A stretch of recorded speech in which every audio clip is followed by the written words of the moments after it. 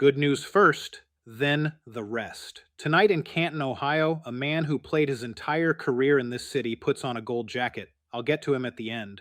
But first, this is CLT Daily. I'm Steve Babulis. It's Saturday, August 8th, your independent daily briefing for the Queen City. Today, Charlotte has to make a $64 million decision, and the people who created that bill just left town until after the election. Here's what happened this week that nobody has put together. You know the first half. In May, the City Council walked away from the I-77 South toll lanes. In July, the state budget added a provision requiring the Department of Transportation to recover its costs from any city that backs out. Charlotte's bill is about $64 million. The deadline to reverse course and make it disappear is October 5th.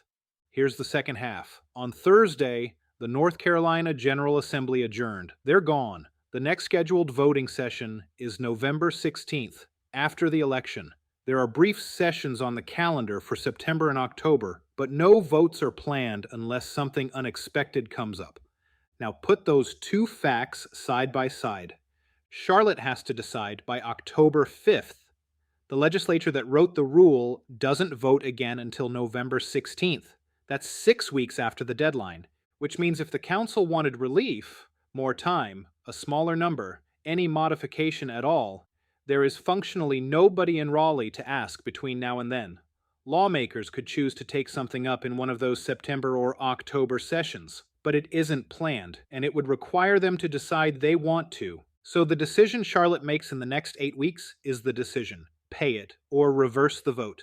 There's no third door, because the room with the third door in it is empty until the middle of November. I want to be careful here. I'm not telling you this was designed that way. Legislative calendars get set months ahead, and October 5th was in the budget before adjournment was settled. It may be nothing but the ordinary collision of two schedules, but it's worth saying out loud, because everything I've heard from council this week, Malcolm Graham wanting a line item accounting, questions about whether the penalty is even constitutional, Renee Johnson asking whether the highway could be widened without tolls at all of that assumed there was still a conversation to be had. On the timeline that now exists, there mostly isn't. There's a bill and a date.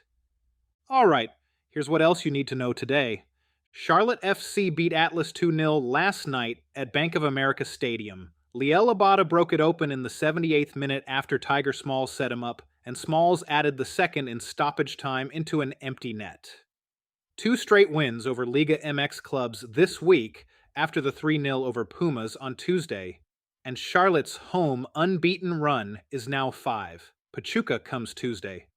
And one more thing the legislature left behind. Among the bills still sitting unfinished when lawmakers left Raleigh is a statewide ban on homeless camping. It didn't pass and it didn't die. It's just waiting. That matters here. On Wednesday, we talked about Roof Above, the Uptown Day Center that lost its roof in a July storm and never stopped serving meals.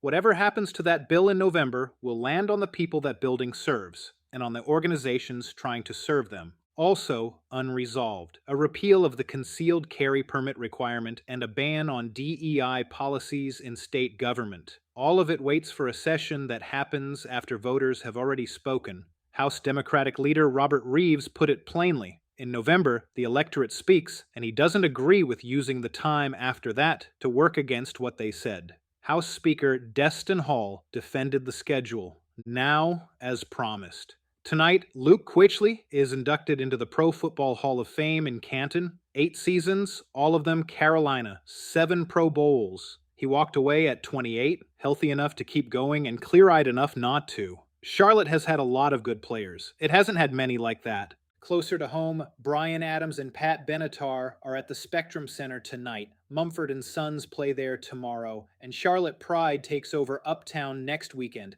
That's CLT Daily for Saturday, August 8th. I'm Steve Babulis. We'll be back tomorrow. Same time, same city. Until then, Charlotte, take care of each other.